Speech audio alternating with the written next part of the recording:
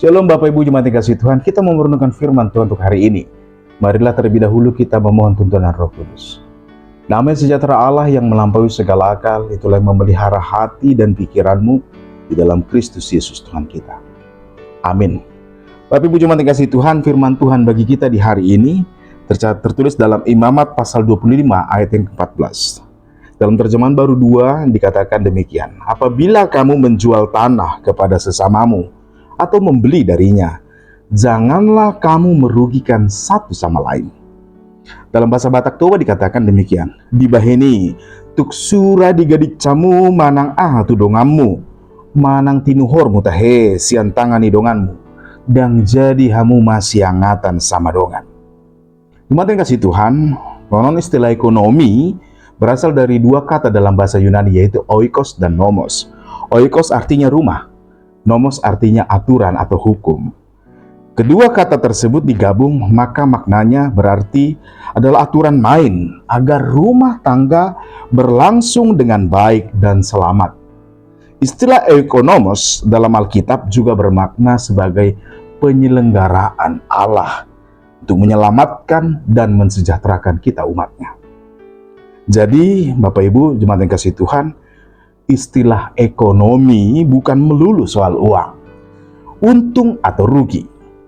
Karena ada makna yang lebih mendalam dari itu, yaitu terselenggaranya keselamatan dan kesejahteraan yang berkesinambungan atau berkelanjutan.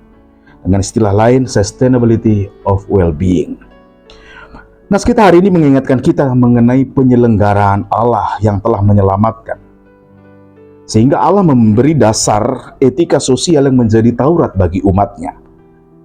Semua berdasar pada tindakan Allah yang telah menyelamatkan, menebus, membebaskan mereka dari perbudakan Mesir. Sehingga mereka yang dulunya adalah budak, kaum budak, menjadi umat pilihan Allah. Kemerdekaan yang telah mereka peroleh jangan disalahgunakan, apalagi jika sampai menyengsarakan saudara sebangsa, hanya gara-gara memaknai istilah ekonomi dengan cara yang salah. Karena ekonomi bukan soal untung rugi, melainkan keselamatan dan kesejahteraan. Atas dasar keselamatan dari Tuhan, maka aturan mengenai tahun Sabat dan tahun Yobel ditetapkan oleh Tuhan untuk dilaksanakan oleh umatnya. Tuhan menginginkan umat yang disebut sebagai umat Tuhan atau Am Yahweh agar memelihara kehidupan yang khusus, yang berbeda dari dunia. Dan Tuhan mau agar mereka tetap hidup mengandalkan kuasa Tuhan. Tahun Sabat dan tahun Yobel menjamin kemerdekaan setiap orang, terbebas dari hidup yang manipulatif, yaitu menghalalkan segala cara yang penting dapat untung, atau yang eksploitatif, yang ingin mengeruk keuntungan terus-menerus tanpa henti, atau keinginan untuk memiliki, menguasai, yaitu possessiveness. Sikap-sikap hidup duniawi itulah yang akan mendatangkan banyak kerugian. Bahkan saudara sebangsa pun akan menjadi saling merugikan dan tidak lagi menghormati Tuhan. Imamat 25:17 mencatat itu. Sejatinya aturan mengenai tahun Sabat dan Yobel adalah untuk kebaikan umatnya, agar sepanjang hidup mereka menyaksikan kebaikan Tuhan yang memelihara, menyediakan dan memulihkan. Kalau kita baca juga di ayat 18 dan 19 di pasal 25 ini. Apalagi saudara yang kasih Tuhan, tanah perjanjian itu bukanlah milik mereka, bukan milik privat, tapi milik Tuhan yang dikaruniakan, milik Allah sendiri. Tanah adalah cara Allah untuk memberi penghidupan kepada umatnya. Saudara yang kasih Tuhan, sejak dunia menciptakan uang sebagai alat tukar dalam transaksi, mammon atau uang menjadi bagian penting bagi hidup semua orang. Kalau dulu sebelum uang dikenal, kemewahan kesejahteraan itu diukur dari tanah dan sumber daya yang ada dan yang dihasilkan oleh tanah. Seperti contohnya getah kemenyan, getah wewangian, getah mir yang menjadi persembahan kepada Yesus, batu permata. dan juga logam yang mulia yang dari tanah, dari mineral-mineral di tanah. Tapi sekarang Bapak Ibu saudara yang kasih Tuhan, kita tahu segala sesuatu itu berkaitan dengan uang. Sekalipun di zaman ini uang sudah kebanyakan berupa digital, bukan?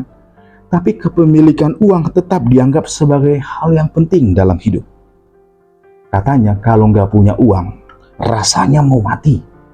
Makanya hampir semua orang itu bekerja setengah mati hanya untuk memperoleh uang.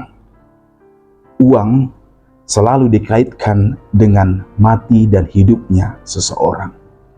Cuma dikasih Tuhan, firman Tuhan hari ini mengingatkan kita bahwa sesungguhnya kita sebagai umat tebusan Allah yang telah ditebus dengan harga yang mahal, yaitu dengan darah Kristus. Sejatinya kita harus memelihara keberlangsungan hidup. Allah sebagai sumber hidup dan keselamatan kita. Hanya karena kasih dan kemurahannya kita beroleh selamat, bukan karena kuat dan kuasa kita.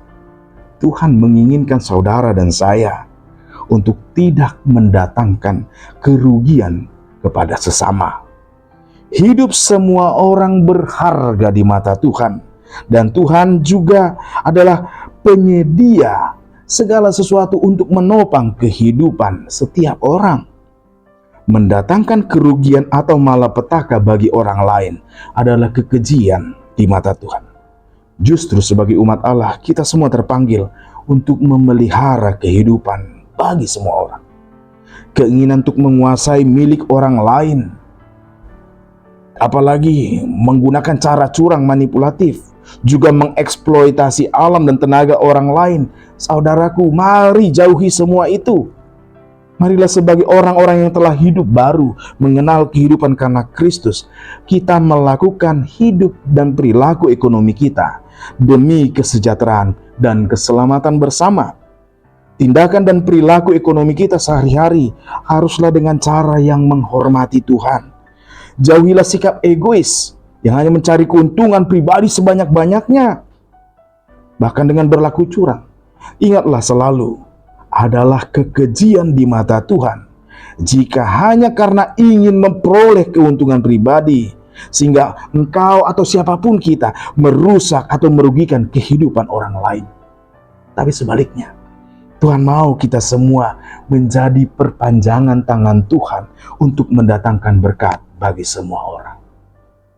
Amin. Mari kita berdoa. Terima kasih Bapa di surga untuk firman-Mu. Ya Bapa yang baik, kami mengaku bahwa hidup dan penghidupan kami adalah dari Engkau. Kami percayakan pemeliharaan dan penyediaan Tuhan. Kiranya anugerah dan kebaikan Tuhan menyertai kami selalu, sehingga kami mengingat bahwa Tuhan menginginkan kami untuk memberkati, bukan merugikan orang lain. Sertai kami dalam semua aktivitas kami di hari ini, dalam Kristus Yesus Tuhan. Amin. Bapak Ibu jemaat yang kasih Tuhan, selamat beraktivitas. Tuhan Yesus memberkati. Shalom.